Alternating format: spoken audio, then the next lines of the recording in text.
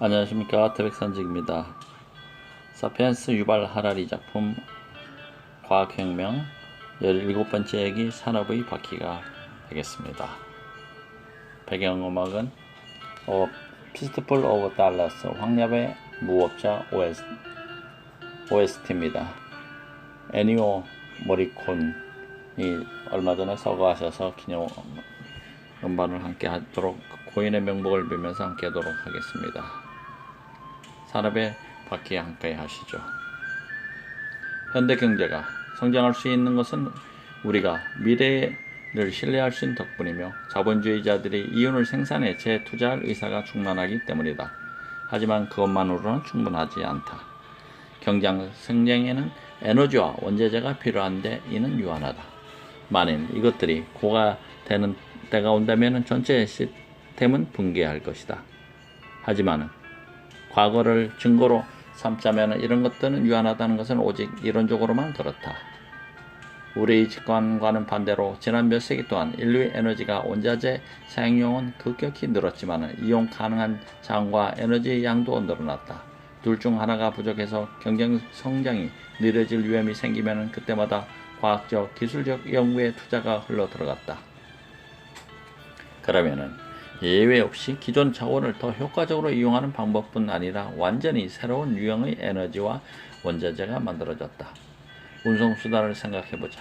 지난 300년간 인류는 수십억 개의 탈 것을 만들어냈다. 마차에서 손수레, 기차, 자동차, 초음속 제토기, 우주 왕복선까지.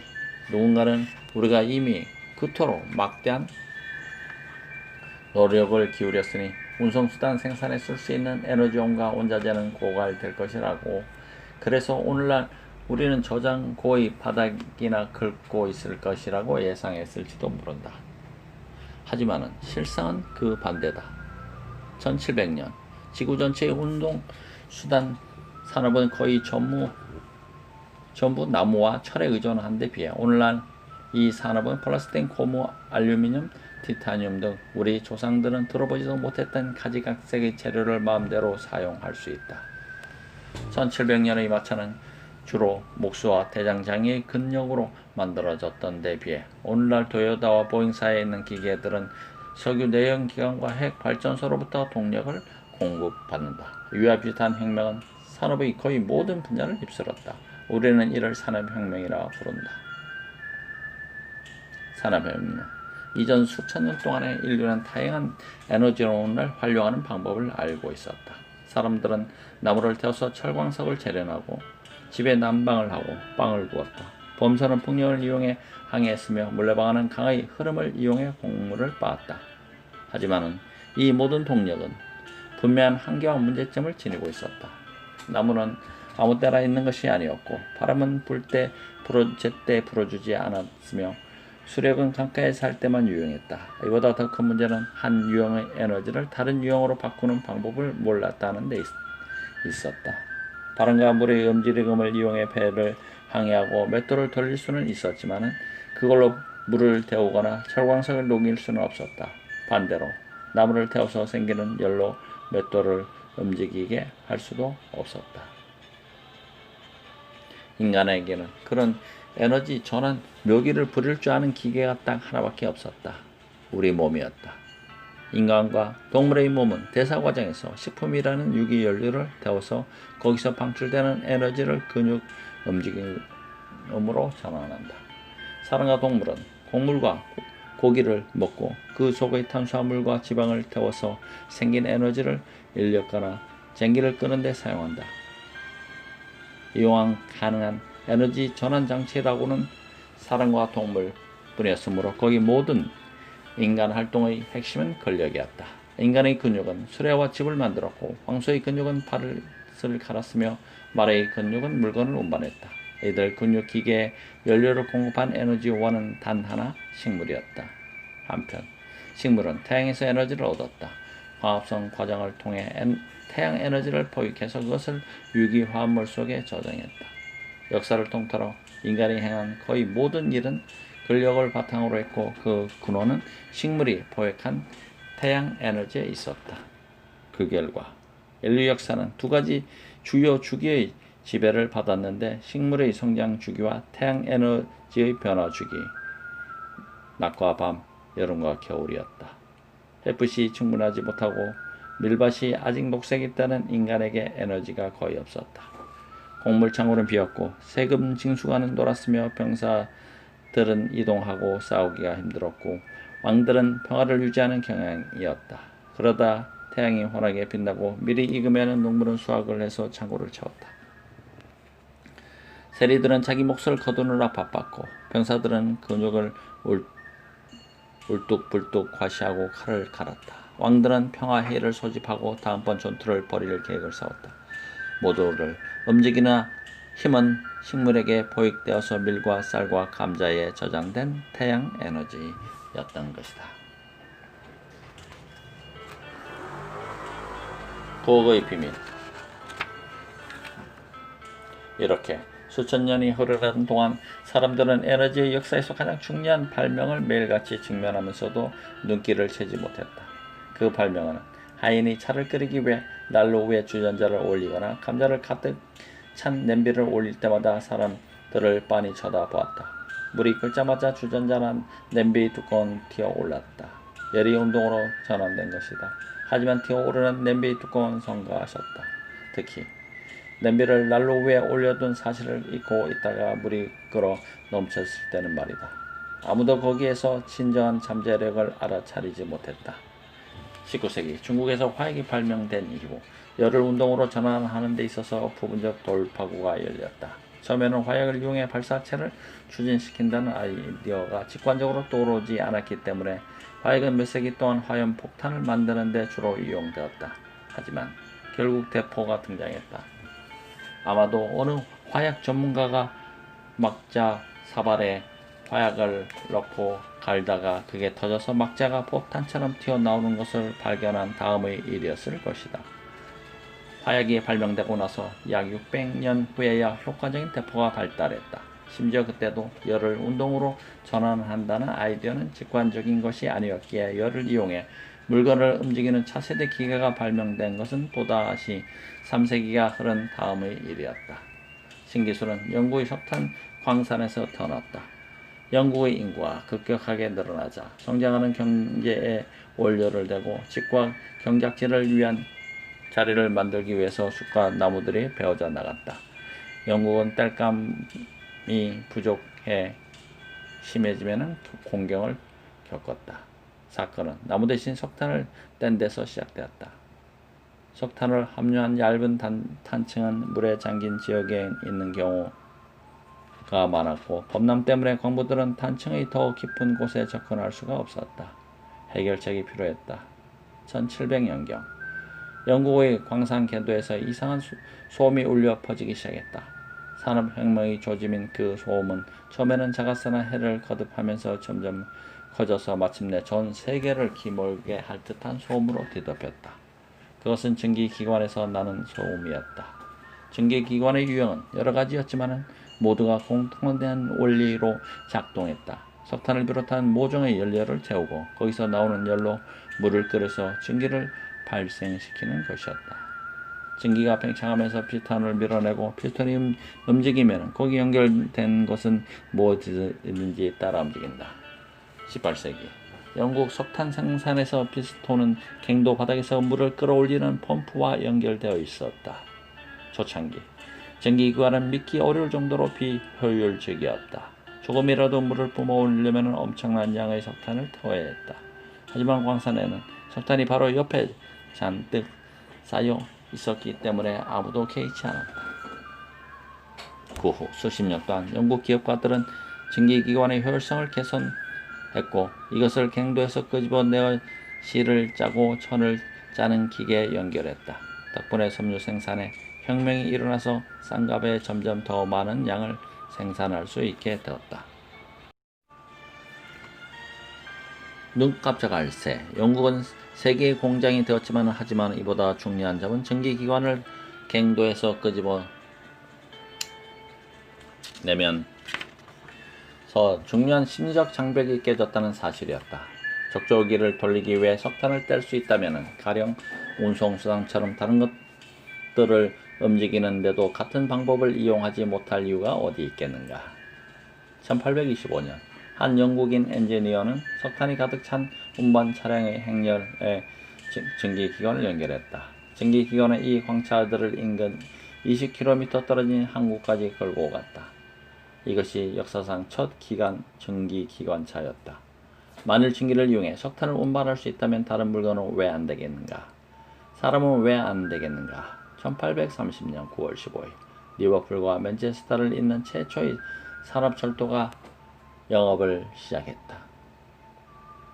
역사를 움직인 것은 이전에 물을 뿜어내고 직조기를 움직였던 증기력이었다.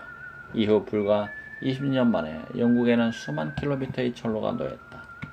이때부터 사람들은 기계와 엔진이 한 유형의 에너지를 다른 유형의 에너지로 바꾸는 데 사용될 수 있다는 아이디어에 사로잡혔다. 세계 어느 곳에 있는 어떤 형태의 에너지든 우리가 알맞은 기계를 발명할 수만 있다면 우리에게 엄청난 어떤 일이든지 사용할 수 있었다. 가령 물리학자들이 원자에 엄청난 양의 에너지가 저장되어 있다는 사실을 깨달았을 때 이들은 고민하기 시작했다. 어떻게 하면 이 에너지를 끌어내어 전기를 생산하고 잠수함의 동력을 제공하고 도시를 멸절시키는 데 사용할 수 있을지를. 중국 연구사들이 화약을 발견한 순간부터 터키 대포가 콘스탄티노플의 성벽을 무너뜨린 시점 사이에 600년이 흘렀다. 그런데 아인슈타인이 모든 종류의 질량은 에너지로 전환될 수 있다. 이것은 E 이꼬르 mc2의 의미다.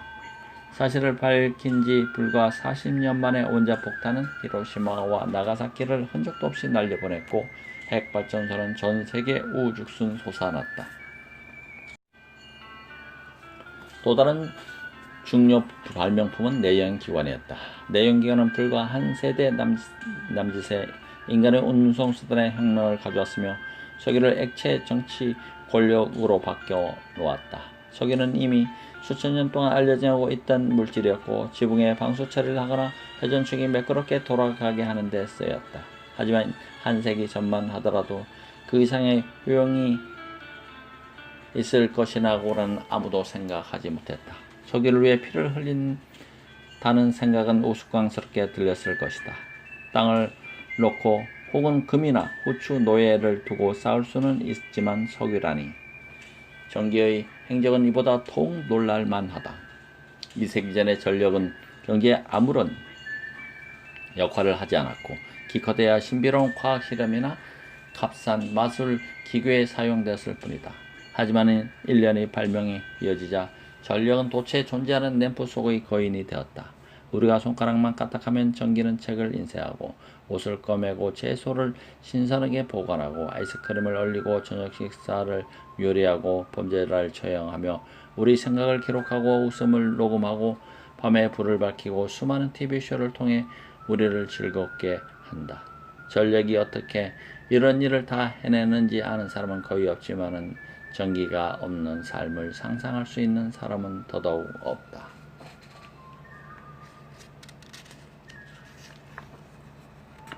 에너지 바다. 산업혁명의 핵심은 에너지 전환의 혁명이었다. 우리가 사용할 수 있는 에너지에는 한계가 없다는 사실을 산업혁명은 되풀이해서 보여주었다.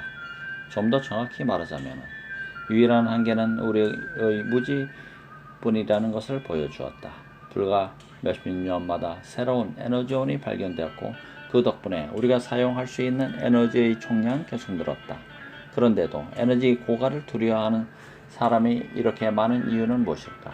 사용 가능한 화석연료가 고갈되면 재앙이 닥칠 것이라고 경고하는 이유는 무엇일까? 분명 세상에는 에너지 결핍이 존재하지 않는다. 부족한 것은 에너지를 찾아내 그것을 우리의 필요에 맞게 전환한다는 데 필요한 지식이다. 지구의 화석연료 전체에 저장된 에너지의 총량은 태양이 매일 공짜로 보내주는 에너지에 비하면 무시할 만하는 정도다. 태양 에너지 중 지구에 도달하는 것은 극히 일부에 지나지 않는데도 그 양은 매년 376만 6,800 엑사줄에 이른다. 한 줄은 미터법에 의하면 에너지 단위의 하나다. 당신이 작은 사과를 수직으로 1m 들어 올리는 데 사용하는 정도의 양이다. 엑사줄은 한 줄의 10억 배다. 세상의 모든 식물이 광합성을 통해 받아들이는 양은 약 3,000 엑사줄에 지나지 않는다. 인간의 모든 활동과 산업에서 매년 소비하는 양은 500 엑사줄 가량으로 지구와 태양으로부터 90분간 받는 양에 불과하다. 태양 에너지만이 이야기해도 이런데 우리 주위에는 그 밖에도 핵에너지, 중력에너지 등 수많은 에너지원이 있다. 우주의 가장 뚜렷한 예는 달의 인력에 의해 바다에서 일어나는 민물과 썰물의 힘이다. 산업혁명 이전에 인류의 에너지 시장은 거의 전적으로 식물에 의존했다. 사람은 연간 3,000 엑사줄을 저장하는 녹색 에너지 저장소 옆에 살았으며 여기에서 최대한 많은 에너지를 끄집어내려고 노력했다. 하지만 식물에서 충전할 수 있는 에너지의 양에는 분명한 한계가 존재했다. 산업혁명 기간에 우리가 사실 엑사줄의 수십억 배 에너지를 품은 거대한 에너지의 바다 곁에 살고 있다는 사실을 실감하게 되었다. 우리가 해야 할 일이라고는 오로지 더 나쁜 펌프를 발명하는 것이었뿐이었다. 에너지를 끌어내 효율적으로 전하는 방법을 알아내는 과정에서 경제성장을 가로막고 있던 또 다른 문제가 해결되었다. 원자재 부족이었다. 인류는 대량의 에너지를 값싸게 생산하려 노력하는 와중에 과거에는 접근할 수 없었던 원자재 광산, 예컨대 시베리아 황무지 철광석 채굴을 개발할 수 있었고 혹은 점점 더 먼 곳에서 원자재를 실어올 수 있었다. 예컨대 호주산 약물을 미국의 직접 공급했다. 더불어 여러 과학적 혁신이 일어나 인류는 플라스틱 같은 완전히 새로운 원자재를 발명할 수 있었다. 과거에는 전혀 알지 못했던 규소나 알루미늄 같은 천연 자원도 발견할 수 있었다. 과학자들이 알루미늄을 발견한 것은 1820년대였지만 광석에서 이것을 분리해내기는 극도로 힘들었고 비용이 많이 들었다. 수십 년간 알루미늄은 금보다 더 비쌌다.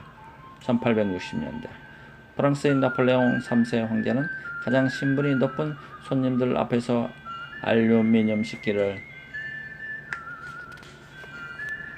놓으라고 지시했다. 그보다 신분이 떨어지는 사람들 앞에는 금으로 된 나이프와 포크가 놓여 있었다. 하지만 19세기 말 과학자들이 막대한 양의 알루미늄을 값싸게 추출하는 방법을 알아냈고 오늘날 연간 총 생산량은 3천만 톤에 이른다. 만일 나폴레옹 3세가 자기 백성의 후손들이 샌드위치를 싸거나 남은 음식을 가져갈 때 값싼 알루미늄 호일을 사용한다는 이야기를 듣는다면 정말 놀랄 것이다. 2000년 전 지중해 연안 주민들은 피부 건조증에 시달릴 때면 손바닥에 올리브 기름을 칠해서 문질렀다. 오늘날 사람들은 핸드크림 튜브를 연다. 다음은 내가 동네 가게에서 온 평범한 핸드크림의 성분 목록이다. 탄염소, 스테아르산, 글리세린, 카포닐릭 트리글리세라이드, 프로필렌 글리콜, 이소프로필, 미리스트산염, 인삼 추출물, 방향성 물질, 세틸알코올, 트리에탄올 아민, 다이메티콘, 옥토스타필로스, 우바우르시 잎 추출물, 마그네슘 아스코빌 포스테이트, 이미다졸 리디닐 요소, 메틸파라벤 장내, 포르폴리파라벤, 히드록시소핵실 3, 시클로섹센, 카폰알스알데히드, 히로록시 시트로네달, 니날룰, 부티페넬, 메티프로프로날, 시트로넬롤, 니모넨, 게라니놀, 거의 모든 성분이 지난 2세기 동안 발명되거나 발견된 것이다. 제1차 세계대전 독일은 봉쇄를 당해 심각한 원자재 난을 겪었다. 특히 화약을 비롯한 폭발물이 원료가 되는 초석이 부족했다.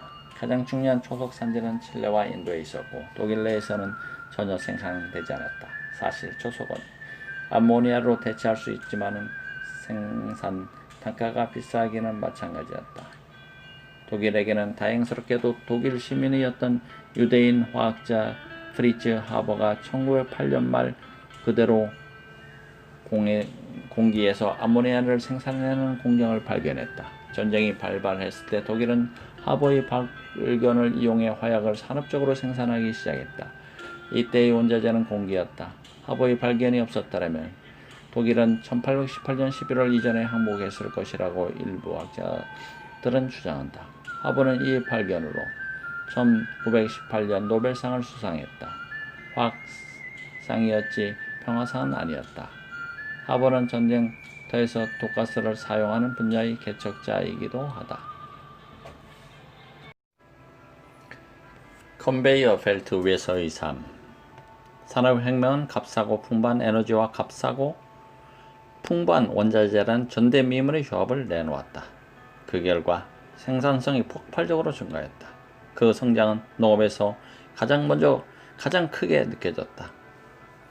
우리는 산업혁명이라고 하면 보통 도시의 연기나는 굴뚝을 생각하거나 지구의 내장 속에서 땀에 절은 채 착시당하는 석탄 광부들의 저지를 생각하게 마련이다. 하지만 산업혁명은 무엇보다 제2차 농업혁명이었다. 지난 200년간 산업적 생산 기법이 농업의 주류가 되었다.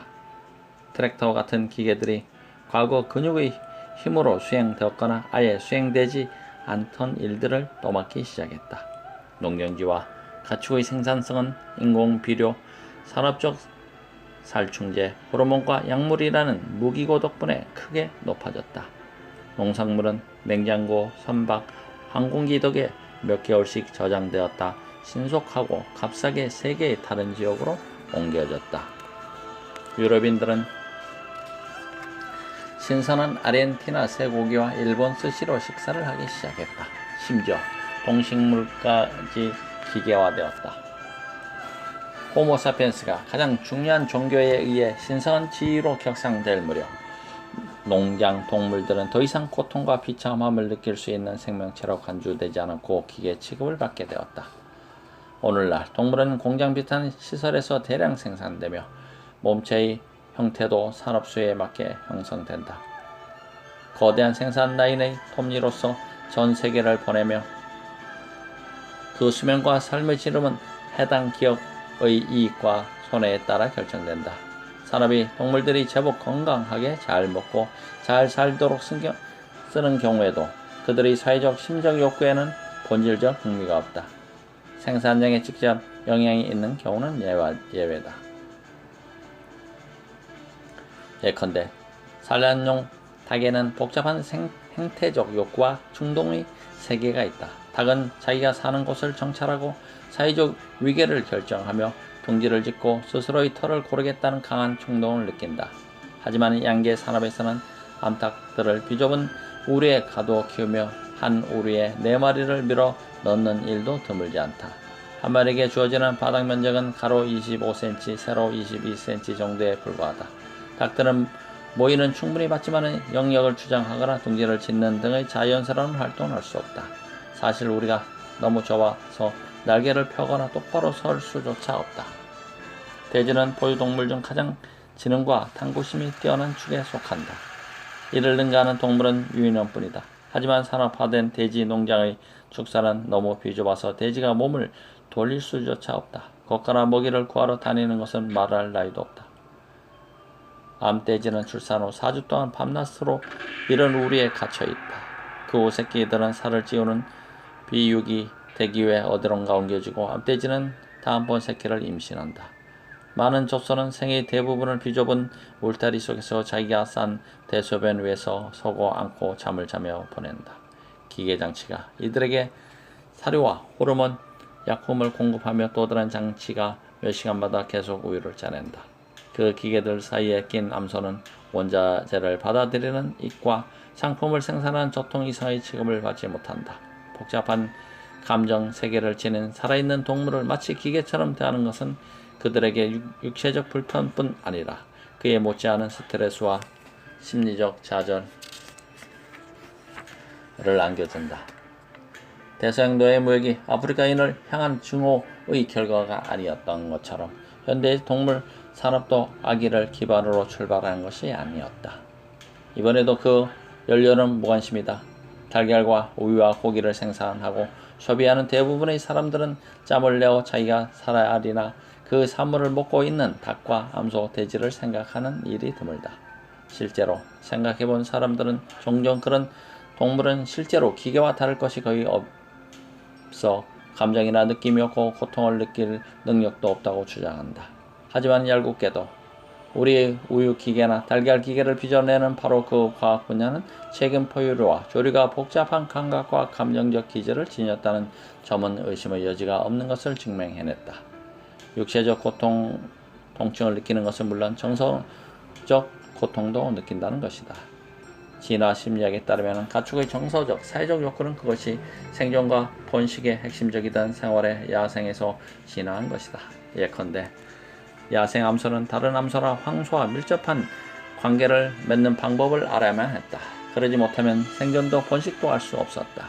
필수 기술을 학습하기 위해서 진화는 송아지에게 다른 모든 사회적 포유류의 새끼와 마찬가지로 놀이를 하려는 강한 본능을 심어 두었다. 놀이는 포유 동물이 사회적 행위를 학습하는 방식이다. 그리고 어미와 유대감을 형성하려는 더 강력한 욕구도 심어 두었다. 어미의 젖과 보살핌은 생존에 결정적으로 중요하기 때문이다.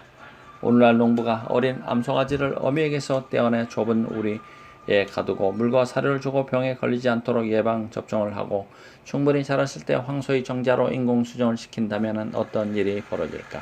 객관적인 관점에서 볼 때 이 송아지는 더 이상 생존이나 번식을 위해 어미나 놀이 친구와의 유대가 필요하지 않다. 하지만 송아지 입장에서는 여전히 어미와 유대를 맺고 다른 송아지와 놀겠다는 강력한 욕구를 느낀다.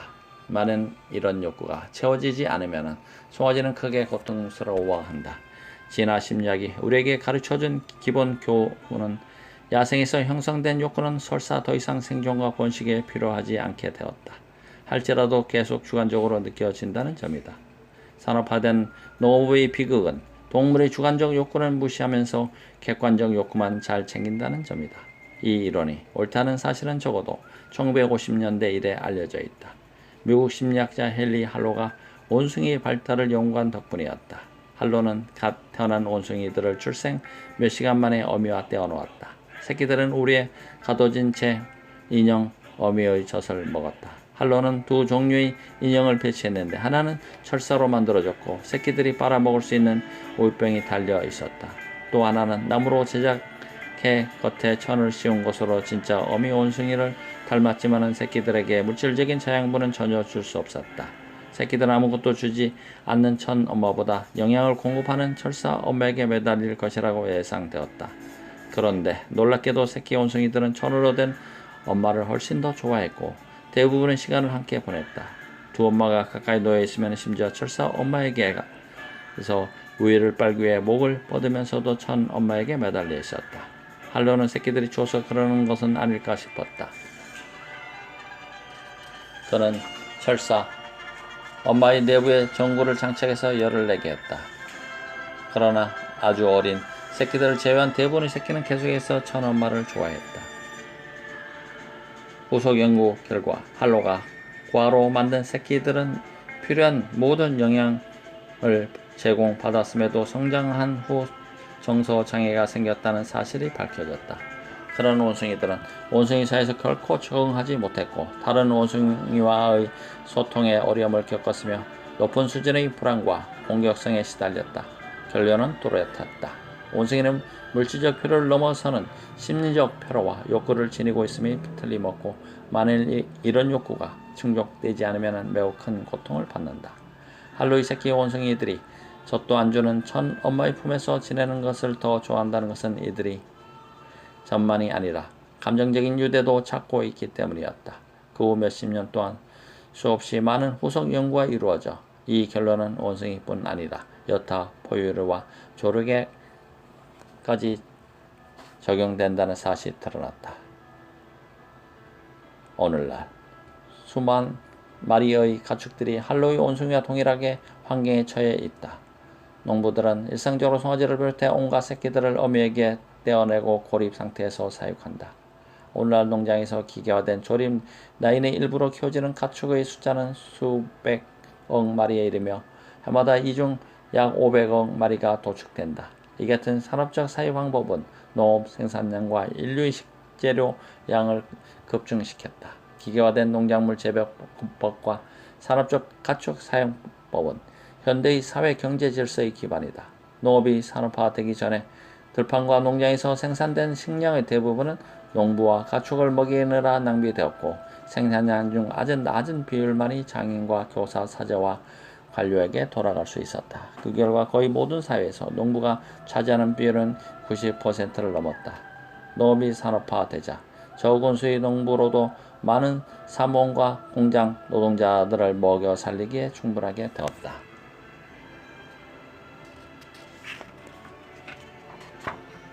오늘날 미국에서는 농업으로서 먹고 사는 인구는 2%에 불과하다. 하지만 이 2%가 미국 인구 전체를 먹이고 남은 것은 수출할 만큼 생산하고 있다. 농업의 산업화가 없었다면 도시의 산업혁명은 결코 일어날 수 없었을 것이다. 공장과 사무실에서 일할 사람이 부족했을 것이기 때문이다. 공장과 사무실은 농업에서 풀려난 수십억 명의 손과 두뇌를 흡수해서 전대미문의 생산물을 본무처럼 쏟아내기 시작했다. 오늘날 인류는 과거 어느 때보다 많은 양의 철강과 의류를 만들고 구조물을 세운다. 더불어 과거에는 상상할 수 없었던 무수한 제품을 만들어낸다. 전구, 휴대전화, 카메라, 식기세척기, 인류 역사상 처음으로 공급이 수요를 넘어서기 시작했다. 그러면서 완전히 새로운 종류의 문제가 생겨났다. 누가 이 모든 물건을 구매할 것인가? 쇼핑의 시대. 현대 자본주의 경제는 생존을 위해 끊임없이 생산력을 늘려야만 한다. 상어가 계속 헤엄치지 않으면 질식하는 것과 마찬가지다. 하지만 만드는 것만으로는 충분치 못하다. 누군가 제품을 사주어야 한다. 그렇지 않으면 제조업자와 투자자는 함께 파산할 것이다. 이런 파국을 막으면서 업계에서 생산하는 신제품이 무엇이든지 사람들이 항상 구매하게 하기 위해서 새로운 종류의 윤리가 등장했는데 그것은 바로 소비지상주의다. 역사를 통틀어 대부분의 사람들은 결핍 속에서 살았다. 그러므로 검약이 표어였다. 청교도와 스파르타인의 금융윤리는 가장 유명한 두 사례였다. 훌륭한 사람은 사치품을 멀리하고 음식을 버리지 않았으며 바지가 찢어지면 새로 사는 것이 아니라 꿰매어 입었다. 오로지 왕과 귀족들만이 그런 가치관을 공개적으로 포기하고 자신들의 부를 눈에 띄게 뽐낼 수 있었다. 소비지상주의는 점점 더 재화와 용역을 소비하는 것을 긍정적으로 본다. 사람들로 하여금 제 자신에게 잔치를 베풀어 실컷 먹게 하고 자신을 망치고 나아가 스스로를 죽게끔 한다. 검약은 치료가 필요한 질병이라고 말한다. 소비지상주의의 윤리가 실제로 작동 중이라는 사실을 알려면 멀리 갈 필요도 없이 시리얼 상자의 뒷면을 읽어보면 된다. 내가 좋아하는 아침용 시리얼은 이스라엘 회사 텔마의 것인데 그 상자에는 이런 말이 적혀있다. 당신은 가끔 맛있는 것을 잔뜩 먹어야 합니다. 가끔은 에너지만 약간 보충하면 됩니다. 과체중에 주의해야 할 때도 있지요. 하지만 뭔가 먹어야만 할 때도 있습니다. 바로 지금처럼 텔마는 바로 당신을 위해 다양하고도 맛있는 시리얼을 제공합니다. 후회 없이 마음껏 드세요. 이 상자에는 헬스트리츠라는 또 다른 시리얼 브랜드를 자랑스럽게 광고하는 말도 적혀있다. 헬스트리츠는 다량의 곡물, 과일, 견과를 제공합니다. 맛과 즐거움, 건강이 결합된 경험을 선사하죠. 낮에 즐기는 파티, 건강한 생활 방식에 맞는 스낵, 더욱 놀라운 맛을 지닌 진짜 선물. 이런 글들은 역사상 대부분의 기간 동안 사람들을 유혹하기보다 배척받기가 더 쉬웠다. 사람들은 여기에 이기적이고 태폐적이고 도덕적으로 부패했다는 낙인을 찍었을 것이다. 소비지상주의는 대중심리학의 도움을 받아 사람들에게 탐닉은 당신에게 좋은 것이며 검약은 스스로를 억압하는 것이라고 설득하려 무진장했었다. 설득은 먹혔다. 이제 우리는 모두가 훌륭한 소비자다. 우리는 실제로 필요하지 않는 상품들을 무수히 사들인다. 어제까지만 해도 존재하는 줄도 몰랐던 것들을 말이다. 제조업자들은 일부러 수명이 짧은 상품들을 고안하고 이미 완벽하게 만족스러운 제품을 불필요하게 갱신하는 새 모델을 발명한다. 이것은 유행을 따르려면 반드시 사야 하는 물건이다. 쇼핑은 인기 있는 소일거리가 되었으며 소비자는 가족, 배우자, 친구 관계의 핵심 매개물이 되었다. 크리스마스 같은 종교 휴일은 쇼핑 축제가 되었다. 미국의 경우 심지어 현충일도 마찬가지였다. 원래는 순국 선열을 추모하는 경건한 날이었지만 이제는 특별 세일을 하는 기회가 되었다. 대부분의 사람들은 이날을 기념하기 위해서 쇼핑을 하러 가는데 어쩌면 자유를 소화하던 사람들의 죽음이 헛되지 않았다는 사실을 증명하기 위해서 그러는 것인지도 모르겠다. 소비지상주의가 윤리가 꽃피웠다는 사실은 식품 시장에서 가장 분명하게 드러난다. 전통 농업 사회는 곤주름이라는 무시무시한 그늘 속에서 살았다. 오늘날의 풍요 사회에서 건강에 가장 심각한 문제는 비만인데 그 폐에는 가난한 사람이 이들을 햄버거와 피자를 잔뜩 먹는다. 부자들보다 이들은 유기농 샐러드와 과일 스무디를 먹는다. 훨씬 더 심각하게 입는다. 미국 사람들이 해마다 다이어트를 위해 소비하는 돈은 나머지 세상 사람이 배고픈 사람들 모두를 먹여 살리고도 남는 액수다. 비만은 소비 지상주의 이중 승리이다.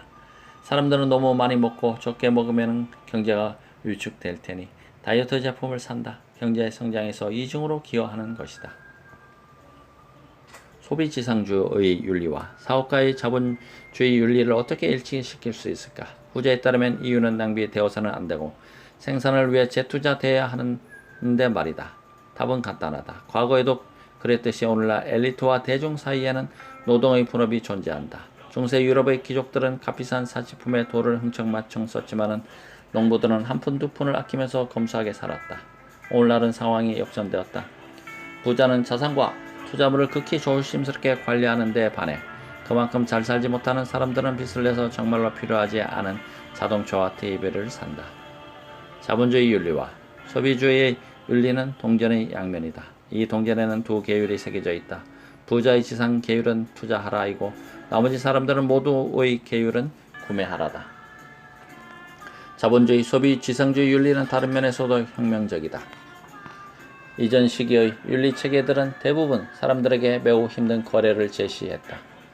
사람들은 천국에 갈 수 있다는 약속을 받았지만 그러려면 동정심과 관용을 키우고 탐욕과 분노를 극복하며 이기심을 억제해야 한다는 조건이 붙었다. 그것은 대부분의 사람에게 너무 어려운 조건이었다. 윤리 역사는 아무도 그에 맞춰 살 수 없는 훌륭한 이상들로 점철된 슬픈 이야기다. 대부분의 기독교인은 예수를 모병하지 않았고 대부분의 불교도는 부처를 따르는 데 실패했으며 대부분의 유생들은 공자를 우라통 터지게 쓸 것이다. 이와 대조적으로 오늘날 대부분의 사람들은 자본주의의 소비지상주의 이념을 성공적으로 준수하며 살아간다. 새로운 윤리가 천국을 약속하는 대신 내놓은 조건은 부자는 계속 탐욕스러움을 유지한 채 더 많은 돈을 버는 데 시간을 소비할 것, 그리고 대중은 갈망과 열정의 고삐를 풀어놓고 점점 더 많은 것을 구매할 것이다. 이것은 그 신자들이 요청받은 그대로를 실제로 행하는 역사상 최초의 종교다. 그렇지만 우리가 그 대가로 정말 천국을 얻게 되리라는 것을 어떻게 알 수 있을까? 그야 TV에서 이미 보지 않았는가? 사피엔스 유발 하라리 작품 과학혁명 17번째 산업의 바퀴 함께 하셨습니다. 황야의 무법자 잠깐 감상하시겠습니다.